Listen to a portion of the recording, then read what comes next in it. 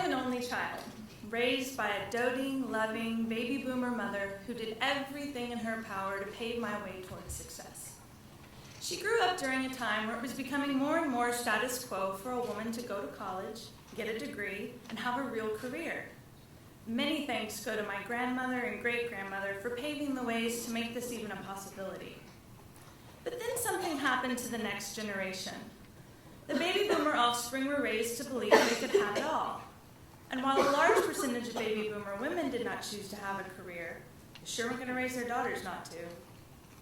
What set forth was an emerging movement of girls like myself who chased the degree, the career, the title, the awards, the respect, while never really stopping to think about what makes us different from a man after all: motherhood. I've been fascinated for years by the journey of a woman, and more so by her journey into motherhood. Who she was before, what her dreams were, and how that may or may not have changed after a baby came into her life. For me, it changed everything. Physically, emotionally, spiritually, I digested the world in a whole new way, and I constantly fought motherhood because I saw it as the enemy, or why I was no longer going to be able to achieve the professional goals I had set forth to accomplish. And this was largely in part because of my personality, and there are plenty of women out there who are wired differently, who I admire and respect and applaud for their ability to have a career and a family. But for me, I wanted to go to the gym and mommy group and also start a business, get freelance writing gigs, and work as executive recruiter. I wanted to be on the preschool board and the board of directors. I wanted to rock him to sleep for naps and rock a new business pitch. I wanted to bathe his tiny toes and bathe in an after-work happy hour. I wanted it all. So I abandoned my corporate dreams, started reading all the mompreneur books, fiddled around with blogs, attended work-life balance seminars, and still kept coming to the same conclusion.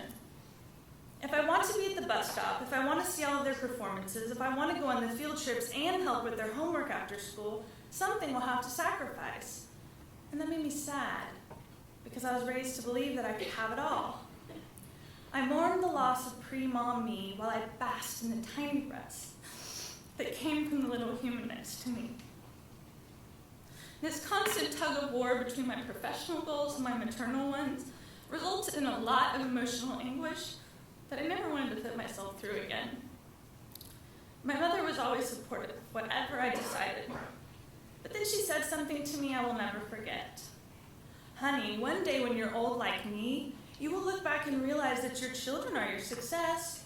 They are your legacy. They are the most important work you will ever do.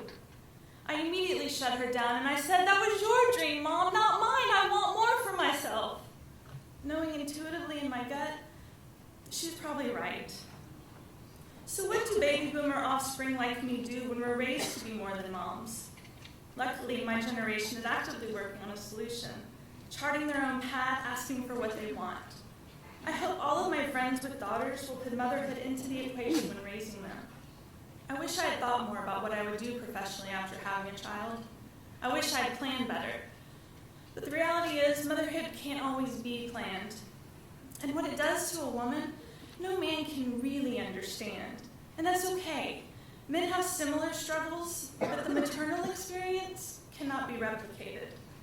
I think it's a disservice to women to attempt to equalize this, and I feel badly for the men like my husband who are assumed to work the longer hours, even though they want to be on the field trips too.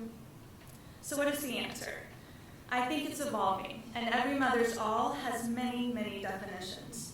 But for me, I've chosen to write my own script for now, one that's 50% entrepreneur and 100% mom. One that includes raising my sons to study and work toward family-friendly careers, professions that enable them to be home for dinner, to work with clients and bosses that understand the importance of the spelling bee and soccer practice. And to never forget, their children are the most important work they will ever do. Thank you, Mom.